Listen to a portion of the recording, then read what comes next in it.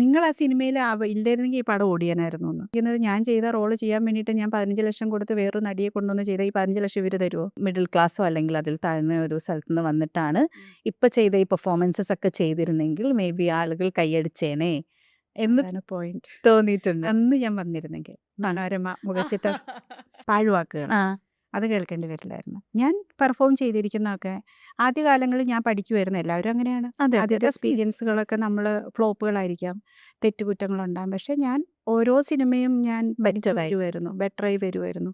ഈ ചെയ്തുകൊണ്ടിരിക്കുന്ന എല്ലാവരും അത്രയൊക്കെ ചെയ്യുന്നുള്ളെന്ന് തന്നെ ഞാൻ വിശ്വസിക്കുന്നു. I agree.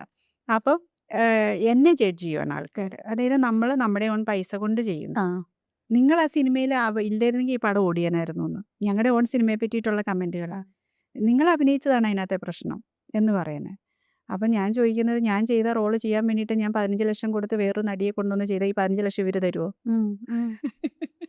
ആ 15 ലക്ഷം ഞാനവിടെ സേവ് ചെയ്തു.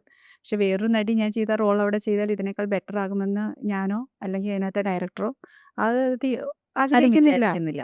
അതുകൊണ്ടാണല്ലോ അവരെന്നെ വെച്ച് ചെയ്യിപ്പിക്കുന്നത്.